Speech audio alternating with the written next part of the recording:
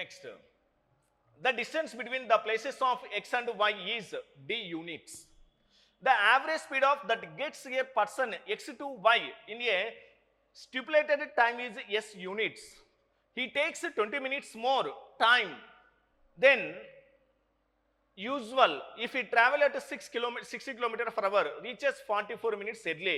If he travels 75 km per hour, the sum of the numerical values of d and s. Okay ma? X మరియు why స్థానాల మధ్య దూరం D యూనిట్లు. ఒక వ్యక్తిని ఎక్స్ నుండి వైకి ఒక నిర్ణీత సమయంలో చేరుకునే సగటు వేగము ఎస్ యూనిట్లు. అతను గంటకు 60 km/h వేగంతో ప్రయాణిస్తే సాధారణం కంటే 20 నిమిషాలు ఎక్కువ సమయం తీసుకుంటాడు. మరియు గంటకు 75 km/h వేగంతో ప్రయాణిస్తే 44 నిమిషాలు ముందుగా చేరుకుంటాడు. డి మరియు ఎస్ యొక్క సంఖ్యా విలువల మొత్తం ఎంత?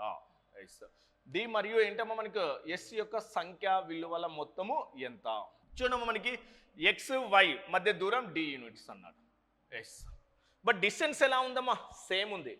డిస్టెన్స్ సేమ్ ఉంటే టైం అండ్ స్పీడ్ ఎలా ఉంటాయి? ఇన్వర్షనల్ ప్రపోర్షనల్. ఎస్ ఇప్పుడు స్పీడ్ తీసుకుంటామా. ఫస్ట్ ఎంత స్పీడ్తో ట్రావెల్ చేస్తున్నామా? 60 km/h. నెక్స్ట్ ఎంతమ్మా? 75 km/h. ఎక్స్ నుండి వైకి డిస్టెన్స్కు కాన్స్టెంట్. ఆ ఎక్స్ నుండి వైకి నిర్ణీత సమయంలో చేరుకోవడానికి ఎస్ వేగం అనేది ఉంది. అది వేగం కూడా కనుక్కోవాలి, యాక్చువల్ స్పీడ్ కనుక్కోవాలి. ఇది మాత్రం కాదు మనకి. అంటే ఇప్పుడు ఇది మనకి టైం అంటే ఎలా రాస్తాం మనం ఇక్కడ? So inverse proportional. 75 ఎంతమా? 60.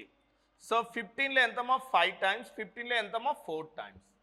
బట్ ఇక్కడ క్వశ్చన్లో ఒకటి మోర్ టైం, ఒకటి లెస్ టైం అంటే కంపల్సరీగా ఏంటమ్మా టైం మధ్య గ్యాప్ తీసుకోవాలని చెప్పాను. ఎంత ఉందమ్మా గ్యాప్? ఇక్కడ 1 part ఉంది. ఈ 1 part ఈక్వల్ టు ఫస్ట్ ఎన్ని మినిట్స్ లేట్ అన్నాడమ్మా? 20 minutes లేట్ అన్నాడు. తర్వాత ఏమన్నాడమ్మా మనకు? 44 minutes ముందుగా. ఒకటి లేటు ఒకటి ఎర్లీ అంటే ఏంటమ్మా? టైమింగ్స్ అడిషన్ చేయాలి. 2 ఎర్లీ అంటే ఏంటమ్మా? Timing minus. 2 మోర్ టైమింగ్స్ అంటే టైమింగ్ మైనస్. ఆల్రెడీ మనం క్లాస్లో డిస్కస్ చేయడం ఎలా చేయాలనేది మనకి.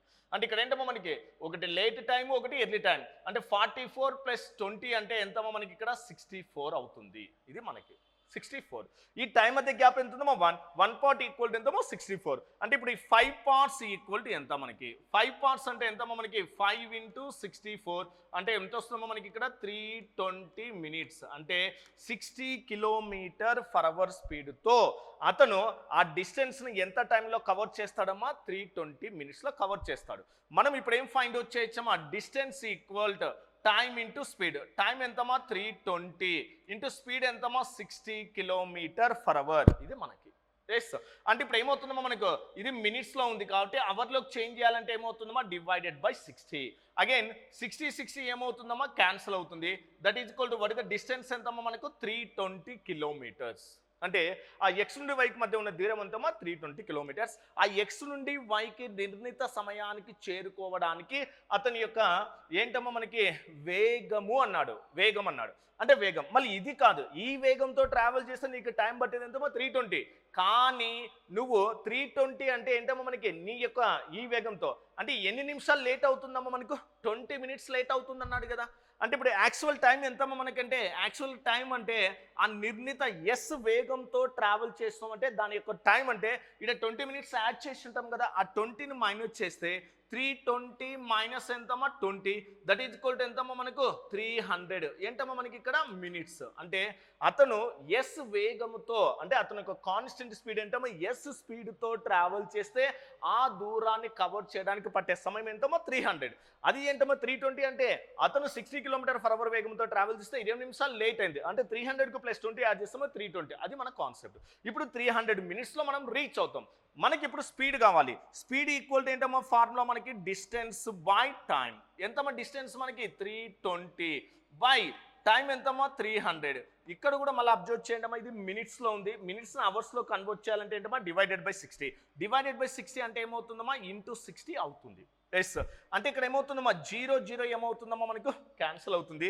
నెక్స్ట్ 3లో ఎంతమ్మా మనకి? 2 times అంటే 32 × 2 అంటే ఎంతమ్మా మనకి? 64 అవుతుంది. అంటే ఎక్స్ నుండి వైకి సో నిర్ణీత సమయానికి చేరుకోవడానికి ఎంత వేగంతో ట్రావెల్ చేయాలమ్మా? 64.